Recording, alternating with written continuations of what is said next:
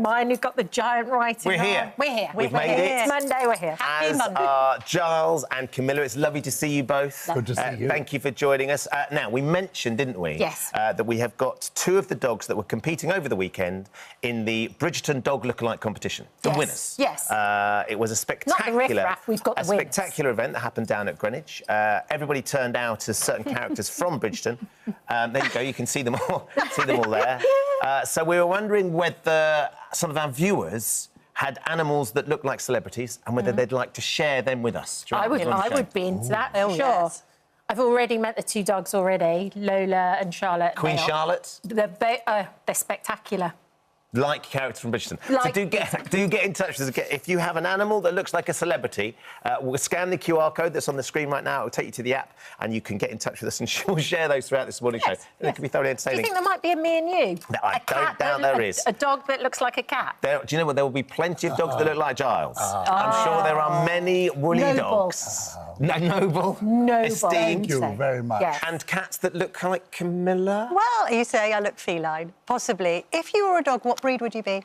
I would be a British bulldog. Would you? Yes. I was going to say Labrador. Oh, very sweet, yes. Possibly. My Ben wife would be a thinks little I'm terrier. a Chihuahua. Yes. I'd be a little terrier. That's a good Little point. terrier, possibly. Afghan hound. Oh, maybe. I was That's going not to a bad say one. that. Yes. That's not a bad one. Bit Very of hair, bit trotty. Yeah. Yeah. Camilla. What would you be? Spaniel. What would you Cocker be? Spaniel. Camilla reckons terrier. Terrier. Little terrier, you know, Yes. chasing around the place. Yeah, Too getting much the energy. Picking up getting the weight. little...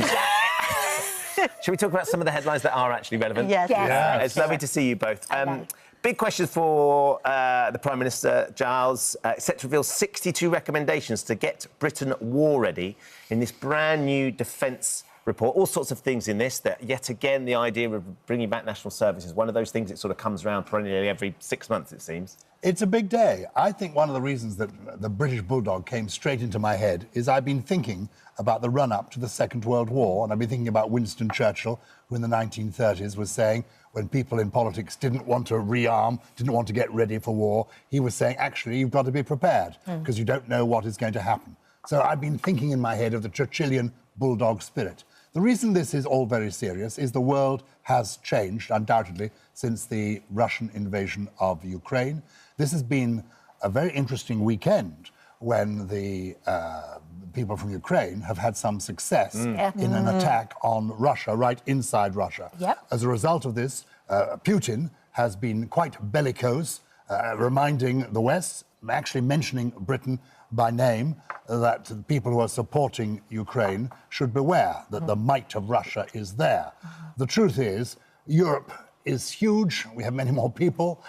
America is huge. They have many more people than Russia is. The odds are on our side.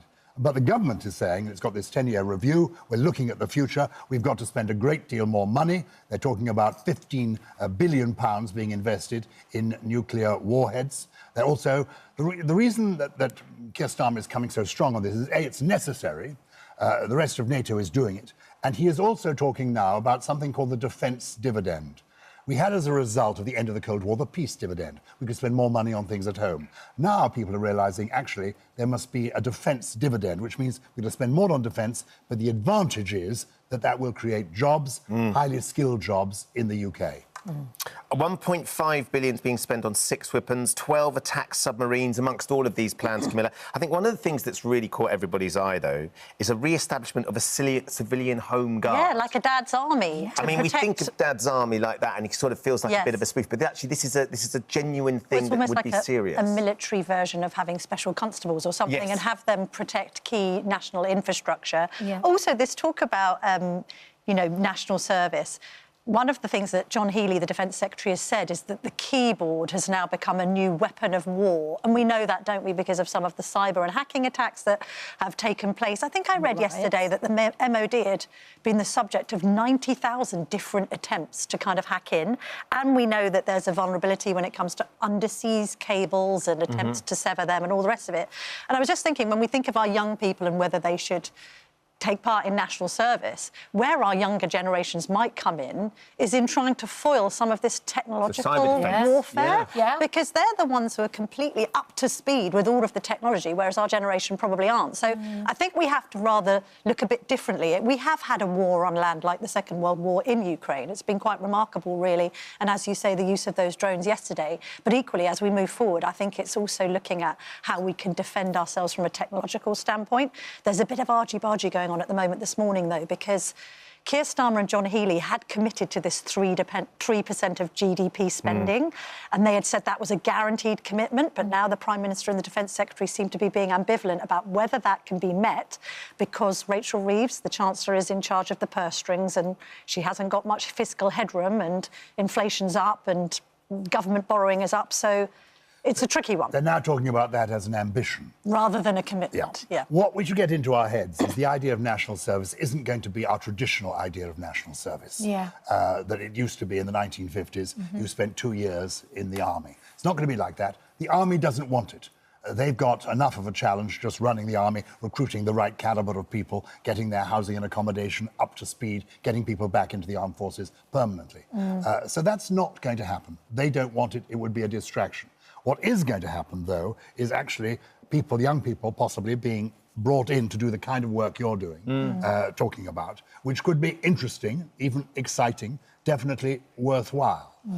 So this is something we've got to consider. In the long term, it's worth remembering that nobody wanted conscription back in the 1930s.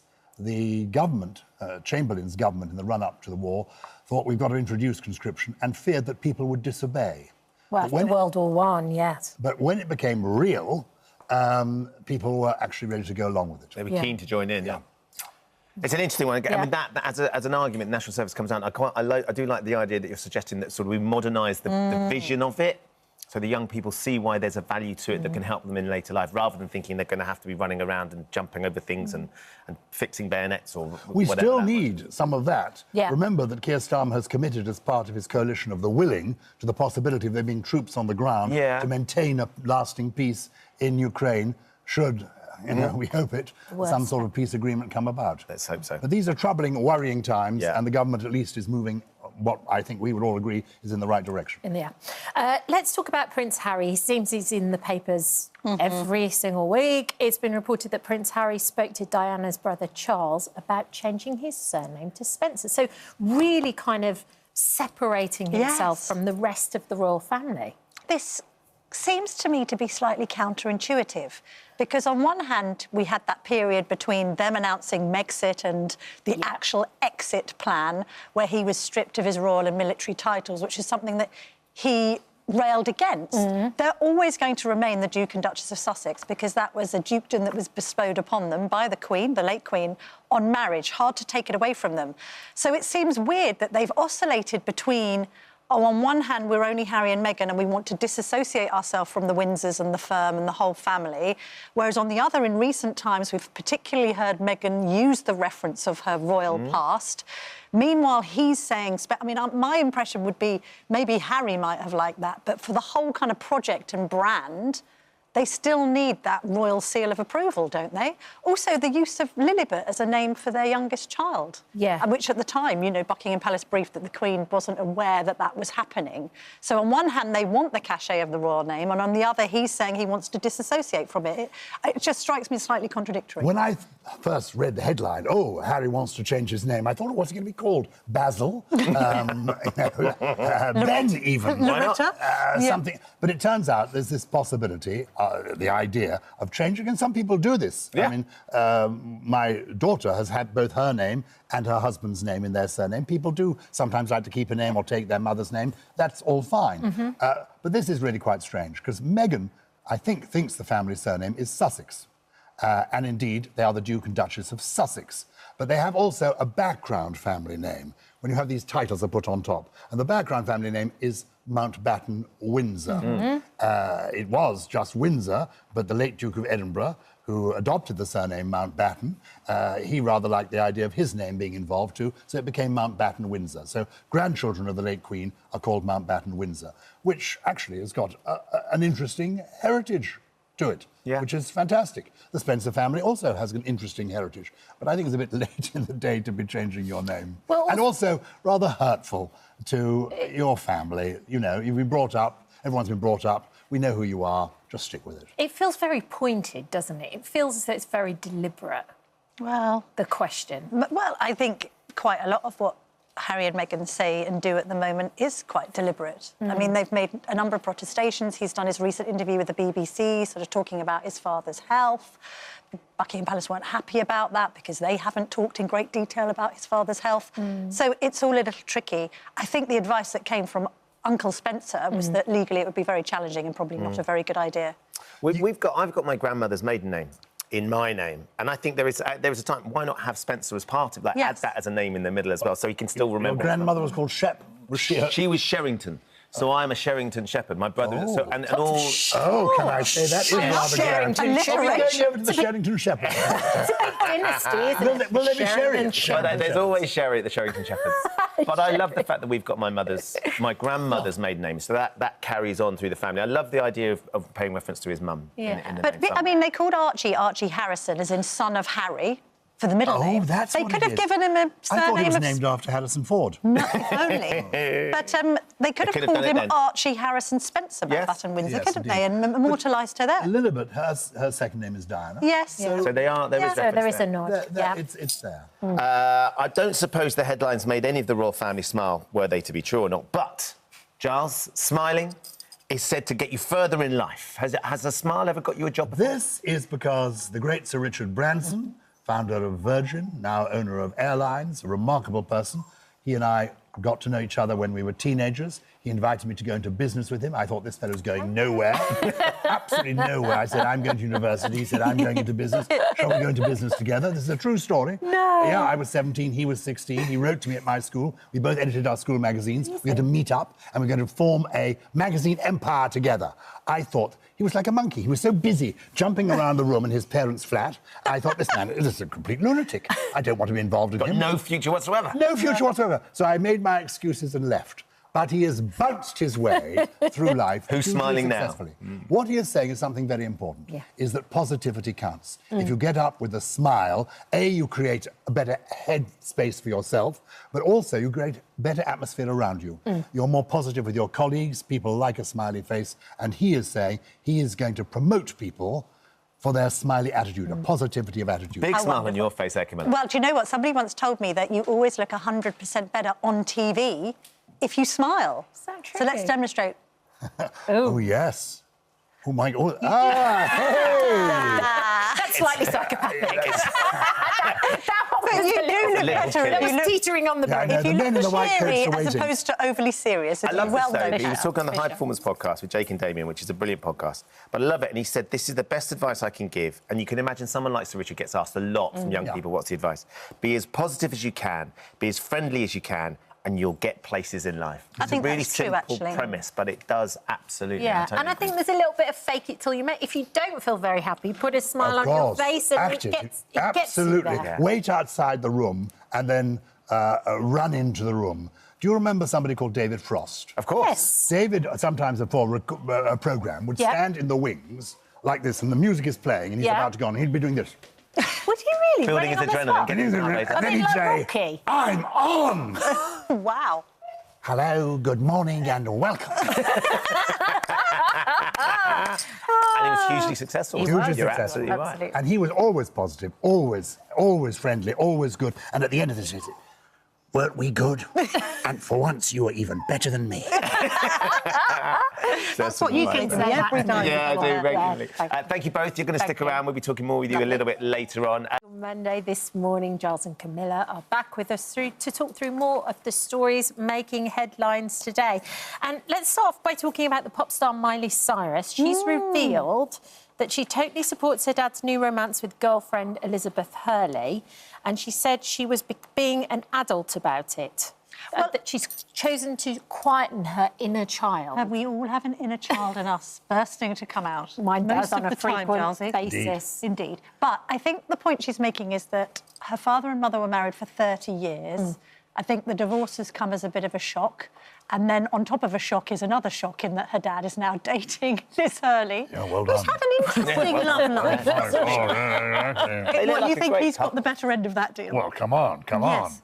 I mean, If he can handle a safety pin, he can deal with this. he did. Well, I think he's a very successful man in his own right, but he isn't her typically kind of clean-cut type. We could say that. They look sometimes. I think we have a picture a of the little two of them together, unlikely. do we? They look a little unlikely, but I think from Miley's perspective, obviously extremely protective of her mother, has looking at this new relationship, and anyone in a blended family, Kat, Yes, absolutely. understands Politics. this. And I remember when my father married my stepmother, and initially, you know, I found it a little bit difficult, and then we ended up being incredibly close, and she was actually my mother for longer than my mother was my mother. So shout out to step-parents out there because they do a difficult job. Yes. It can work, and I think we can sympathise with Miley's honesty about the difficulty sometimes of kids making that transition in accepting their parents' new partner. Do you have to quieten your inner child ever, Gyles? All the time. All the time. I like Miley. I was once stuck in a lift with her at Radio 2. And she tolerated me trying to twerk. No, you didn't. Telling me about You this. twerked. I wanted to show that I knew who she was. In the moment, I could not remember her name. So to show that I knew who she was... You let your inner child out. I let my inner twerk go. So she may have problems with the older man. And given her And she father... traces it back Do you to think that it's lift. you? It could be me. How long were you in the lift? It's all about me until the emergency people came. Oh, you were literally stuck. Till security took him down. That's a joke. We just went up in the lift. It doesn't take long for Gyles to twerk, Camilla. I'm so pleased to see Liz Hurley He's twerking all the with time. somebody other than her son. Because she's been photographed in recent years with her son, who's a kind of Liz Hurley lookalike. Yes, Yes, that's how Damien, yeah. Which this gentleman certainly is not. I know he's had quite a troubled marriage. I think he tried to get divorced twice. Yeah. In the 2011, 2013. It's now come about. He's available on the market. You've got to let go. Just as your parents have to let go of you as a child, you as a child have to let go of your parents. Well, that's kind of what Miley said. She said she's changed her mind about the new relationship. She said, but it was very hard. At first, it's hard because the little kid in you reacts before the adult in you can go, yes, that's your dad, but that's just another person that deserves to be in his bliss and be happy. She says, my child self has caught up. Fair enough. I think we want our parents to be happy. Yeah, let we the do. dust And settle. bereavement, we But there want them is to be no more happy. important relationship in your lifetime. If, to be serious for a second, you're going to have a crisis when you're an older person, it will probably be on the back of the death of one or other or both of your parents. That really is, it is the link. They are the people who brought you up. Whatever they may be like, they are your anchor. They are your root. They're the source of your being. So to see the source of your being with somebody else is disconcerting. So we say, well done, Miley. Well done, Miley. And if she wants to see me twerking... Yes, you're ready. We all do, She can go actually. there to that place in her mind. She's got my number. She didn't write it down, but she was given it. Let's talk about the Peak District. Do either of you ever like to go for a wander around the Peak District? Well, I studied journalism at Sheffield College, very close to the Peak District, so I did occasionally venture out. Did you ever pose longingly into the distance on I'm the not actually good with heights, so I'm not sure I would do that. But it is beautiful, and we went to a wedding there. My husband's cousin got married in the Peak District last year. It's absolutely stunning. And the reason we're talking about it is because the Chief Executive, the Peak District National Park Authority, has suggested they wouldn't need any government funding if they could charge 10p per visitor. I'm not against this. It's going to be difficult to organise. But when I was a little boy, used to go to Kew Gardens. And to go into Kew Gardens, there was a penny. You put a penny in the slot, which wasn't very much, but it made a contribution. And It's significantly more now. it's significantly more now, but nonetheless, I didn't object to that as a child. And this is a very small amount like that.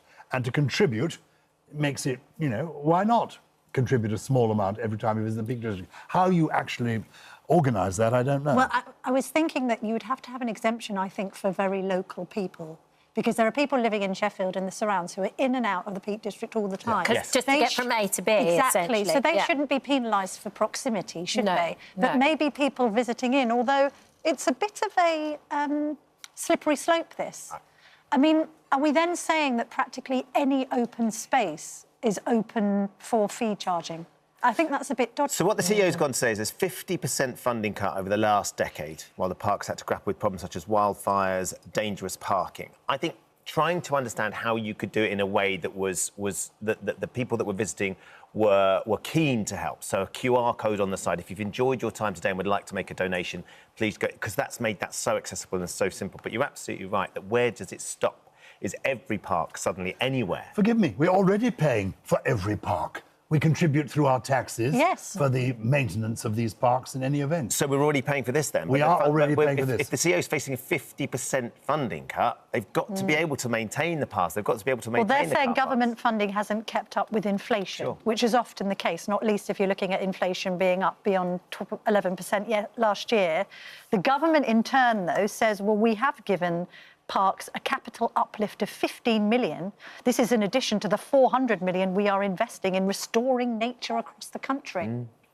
So it's always a case of just there isn't enough money, Gyles. And there will never be enough money, and this is an alternative way of bringing some money for people who are actually going to the park and enjoying it and saying thank you for not just less than the price of coffee, less than, I mean, it's 10p is nothing. No. You know, the price of coffee for a day Starts in the at 10p though. It was only a penny when you used to go. You've gone to significantly more now. It starts at 10p and then it's... The price of and then it's £10. Yeah. The price of a cup of coffee is my view, not so 10p. sort of £4.50. £4. This is the sort of like, they don't realise out there that you're leading this country. £4 for a cup of coffee. Well, if you go and buy a cup of coffee in a coffee shop, it's about that much money. Come round. But why don't they take... Not even that posh. No, Really? why don't they take some of the... coffee. Why don't they take some of the proceeds from coffee sales and plough it back into the park? Because we know that a cup of coffee doesn't really cost... No. There's a good margin to be made on coffee, Gyles. Fellow dinosaurs, can we talk about Tinder? Yes. I mean, I never used it. You never used it. No, I've never used it. Never used it. I think I'd be worried if we all definitely did use it. Part of my late As life we're all crisis. happily married. But the dating app Tinder will now let hopeful singles filter their matches by heights. Do you think height is that important, Gyles? No. I'm currently reading a novel about the author H.G. Wells. Have you Yes. heard of H.G. Yes. Wells? Yes. Leagues The Under the Time Sea. Machine, that sort of man. A remarkable Victorian writer. He was short, How short? quite short. Sort of Macron-style short. Oh. Oh, Okay. pint-sized. A pint-sized... Napoleonic. A pint-sized person, Putin-sized. Is Putin small? Oh, Putin's tiny, tiny, Yes, of tiny, course. tiny. Yes. That's not just He gets propaganda. his chest out. Exactly. But the point is, he was not tall and he was not particularly handsome, but he was interesting. Right. And he, in this story, he is actually getting the girls like nobody's business. I'm not recommending this novel because it's a bit saucy, but it's fantastic. Height is irrelevant. Well, not to some women. What? Some women do like taller blokes. Yeah. That's just a thing. I'm not saying it's right. I'm not saying it's wrong. I'm just reflecting the views of some of my girlfriends who would prefer a man to be sort of 5'10" minimum. Shane says the reality of Tinder is most girls are looking for a tall man. It's a brutal world out there. Gemma says, I don't think it's a bad thing because people have preferences. I prefer to date someone taller than me. I'm only 5 foot. Alf, and the people that we questioned about this earlier that do use it say everyone lies on their Tinder profile anyway. Aren't their photographs all 20 years old? And... But this is a big mistake to be a heightist when it comes to looking for love. Honestly, it really is. You're going to miss out. I mean, My dad is 6'2", my mum is 5'2", and whenever she was questioned, we're all the same height lying down. That's right. That's what my mum said. You know, Mrs. I've just realised, yes, that's a bit Taking saucy, away isn't our bit early in the day for this. It's Mrs. Shepherd for you. Oh, There's a way Sherrington round Shepherd. it. Let's talk about the last item on the agenda. Yes, let's move quickly on.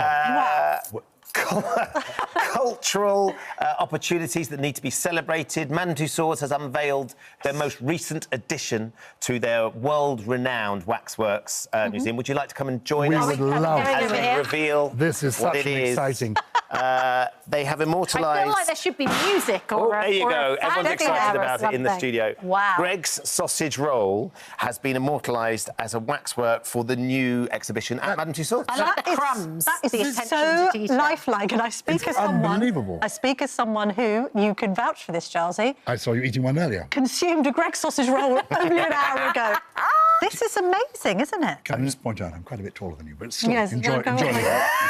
But would you be happy if I was taller than you? A million... I would feel strange.